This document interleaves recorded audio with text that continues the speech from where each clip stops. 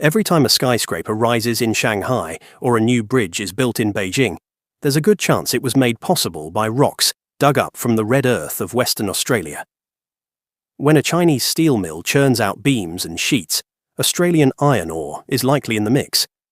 As electric vehicles roll off assembly lines in China, they carry batteries filled with Australian lithium.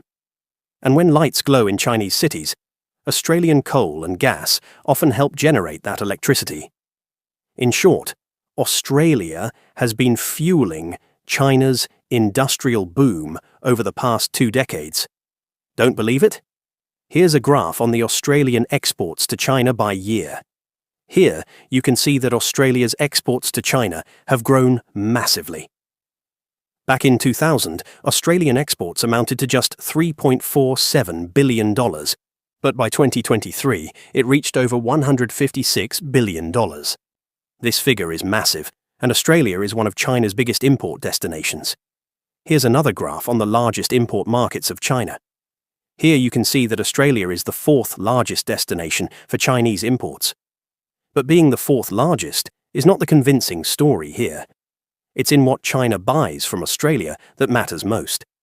For instance, if we graph out the largest imports by category from South Korea, we get to see that they mostly buy electrical equipment, machineries, and other chemicals.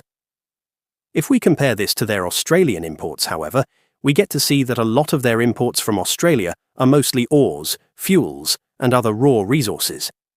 In other words, China doesn't just trade with Australia, it relies on it.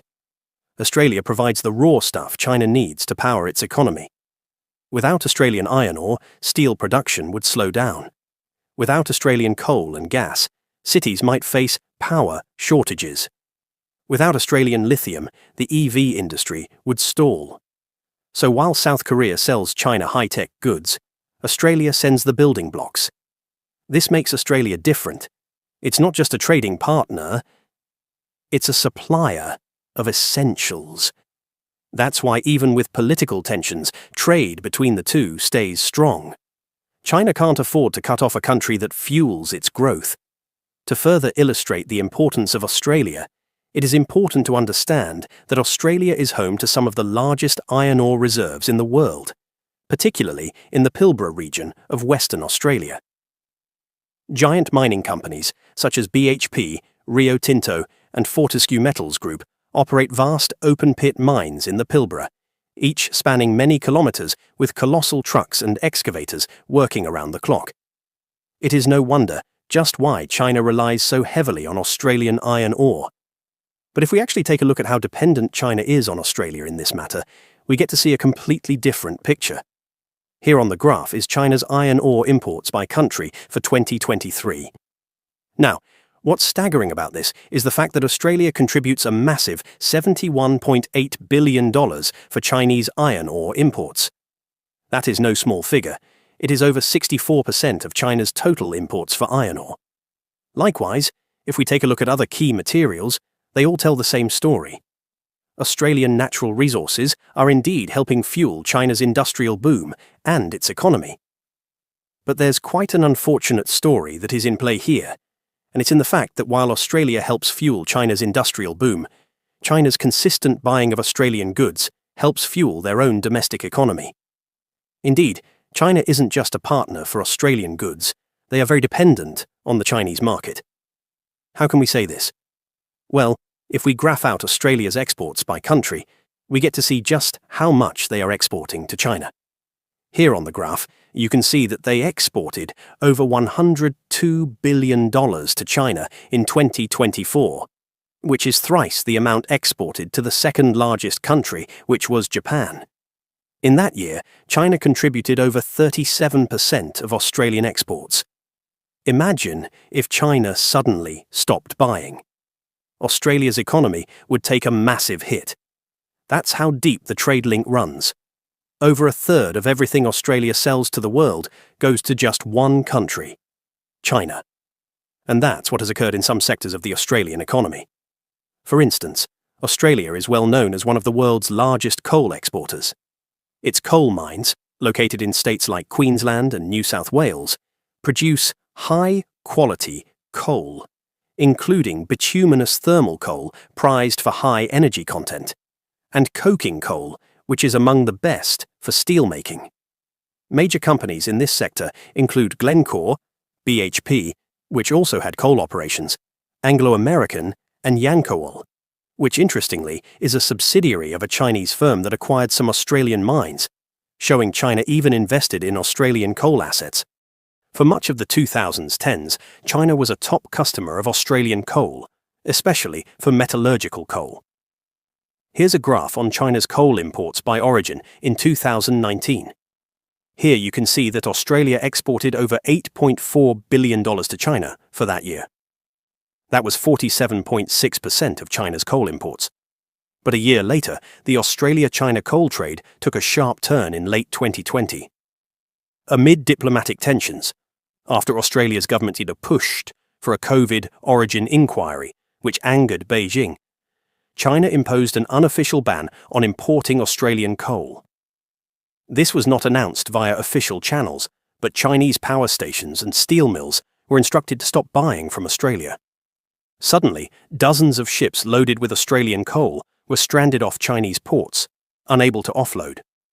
This was a shock to the trade. China had. Here in the 2021 year graph, you can see that Australia only contributed $685 million, which was a small share of just 2.84% of Australia's exports for that year. The impact on both sides was noticeable, but lucky it was manageable.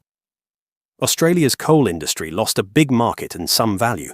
Coal prices also fluctuated, but they found alternative markets gradually.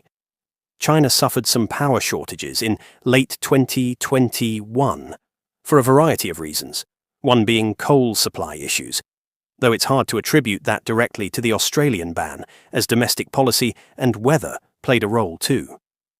Still, the Chinese industry felt the pinch of higher coking coal prices without Australian supply. To put simply, the two economies are deeply tied, but not equally balanced. Australia provides the materials that keep China's economy running, but it also relies heavily on China to keep its own economy afloat. It's a classic case of mutual dependence, but with a twist. China, being the larger economy, holds more leverage. When things are good, both sides benefit. China gets steady access to iron ore, coal, and lithium, while Australia earns billions in export revenue. But when things go south, like the coal ban in 2020, Australia feels the shock more. One political disagreement caused billions in losses and disrupted trade overnight. Now, beyond trade, there's more reason as to how Australia helps fuel China's economy, and that can be seen through the private sector. Over the past few years, we have seen the rise of Chinese smartphones, electric vehicles, solar companies, and battery giants. These companies trace their reliance on some Australian natural resources, but at the same time, they have come to dominate a significant share of the Australian economy. For instance, if we graph out the EV model sales in Australia, we get to see several Chinese electric vehicle companies on the list. Here, you can see that BYD and MG took up a big share from the total EV sales in 2024 in Australia.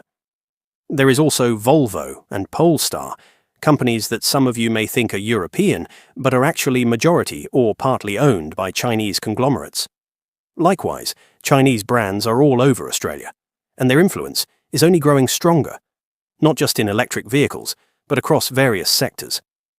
In conclusion, Australia's economy is indeed dependent on China, and so is China being dependent on Australia. The only difference is that China is the bigger player in this relationship. It has more options, more industries, and more leverage when things go wrong. Australia, on the other hand, is more exposed. If China stops buying, Australia struggles to find buyers of the same scale and speed. But despite the imbalance, the relationship has helped the two economies prosper. But anyway, do let us know what you think. Thanks for watching.